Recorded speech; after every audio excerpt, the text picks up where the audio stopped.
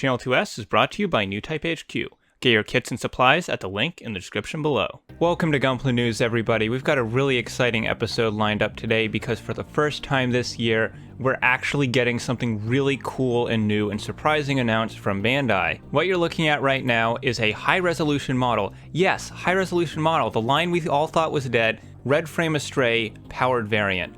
And here's the crazy part. This thing is retail. This is an actual real retail kit we're getting in March. We have never gotten a kit of the powered red frame before, and if we ever were going to get one, I never would have imagined it being retail, and I certainly wouldn't have imagined seeing it in the high resolution model line. Ever since I made that video talking about the decline of the Reborn 100 line, I was actually planning on making a similar video for high resolution model, and this kit does kind of throw a wrench in those plans, but I'm not even mad because I think this kit looks pretty awesome. This model was literally dropped on us out of nowhere. Bandai just showed up, said, hey look, this is coming out next year, it looks awesome, you're getting it at retail, everyone around the world's gonna get it, and that's just it. That's it. That's the kit. It looks awesome. It's a high-res model. I know everyone's not a fan of them. I myself personally am not the biggest fan of them, and I also really didn't like what they did with the standard Red Frame Astray, but I think a lot of the elements that I didn't like about the redesign actually lend themselves really well to the powered Red Frame design. In the case of the powered Red Frame, a lot of those design elements that I wasn't originally a fan of actually go really far in making the powered Red Frame look like its own unique mobile suit and not just a red frame with different arms. As you might expect of a model with massive hands like this one, it does seem like the fingers are going to be fully articulated, and the rest of the arms look like they're going to be no slouch when it comes to mobility either. Two of the many kits that we saw back in November 2020 when they announced pretty much everything we were getting in 2021 were the Master Grade DOM and Rick DOM 1.5 versions. These were basically modified and updated versions of the old DOM and Rick DOM Master Grades that look like they did a really good job of modernizing these kits for the current day. Now, funnily enough, even though these were announced all the way back in November of 2020, we're not actually going to be getting these until early 2022. We finally got release information for these, and it seems like the DOM is going to be coming out in February of next year, with the Rick DOM following it up in March. Now, I think they could have probably combined these two kits into one release, similar to what they did with the high grade, seeing as the variants between them are incredibly minor, but I suppose Bandai just wanted to see how much money they could get out of what is effectively a 20-year-old mold.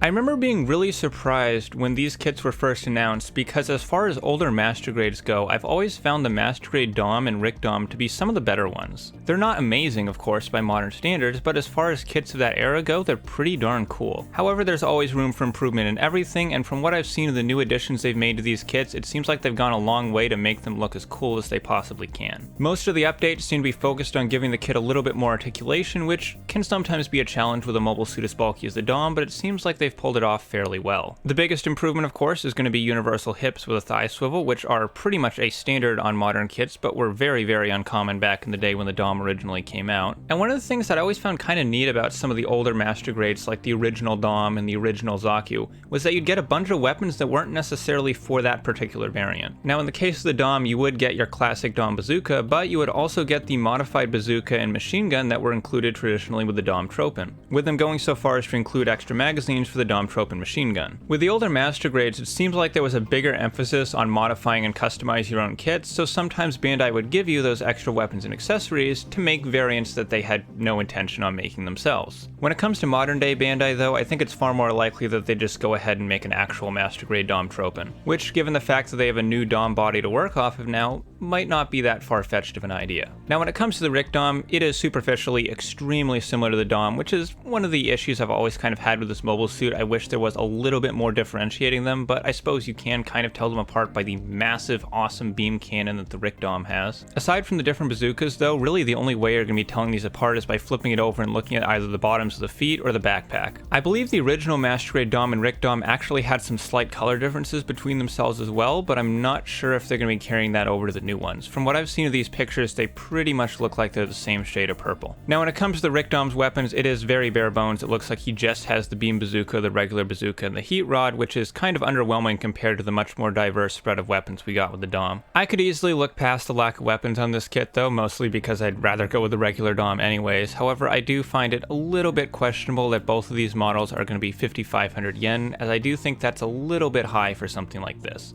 Now sure, the DOM is a little bit on the bulkier fancier side, but it's still a pretty basic grunt suit. And with half the model having already been made for Bandai 20 years ago, it does seem a little bit iffy that they're still trying to get 5,500 yen for it. Moving along to Gundam base exclusives, I got just a couple that I want to show you guys today. We have gotten a few in the last month or so, but they haven't been anything super crazy, mostly just clear color variants. I know you guys don't really mesh too well with that, so I'm going to try to keep these to a minimum. I'm just going to show you a couple of my personal favorites. First up, we got the Zeong, which I don't think looks as cool as the normal Zeong, but if you're a fan of the very detailed inner frame on the real grade Zeong, it is much more visible through the clear armor on this model. A little less visually impressive than the Zeong, but still kind of cool, is the high grade Vargwil, also getting a clear color variant. Of course, this is a high grade with no inner frame, so the clear color doesn't serve quite as much of a purpose as it did on the real grade, but it's still a pretty neat looking kit. I've always been more of a fan of the Moon Gundam myself though. So this is a bit of an oddball P-Bandai kit, but we're getting a color variant of the Shin Musha Gundam that doesn't really appear to be based off of anything. Mind you, it's still cool. It's a really neat kind of black and chrome red variation of the kit that I think looks kind of nice. It just doesn't appear to be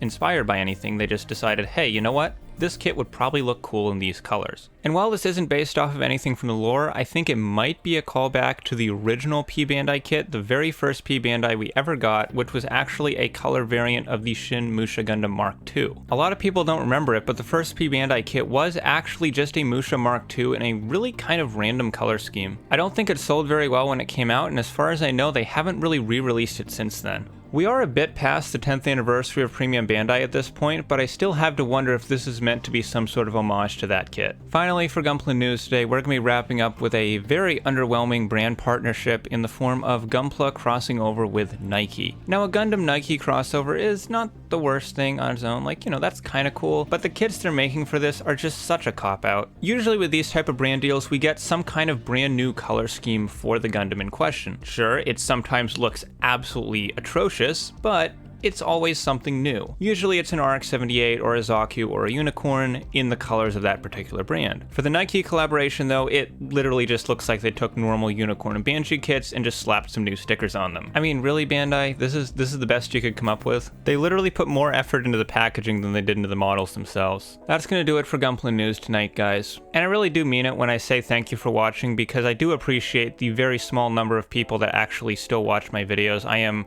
painfully aware that the vast majority of my subscriber base has either completely abandoned me since I come back, or YouTube just decided to not put out my videos to them anymore. Either way, I really do appreciate the people that still watch.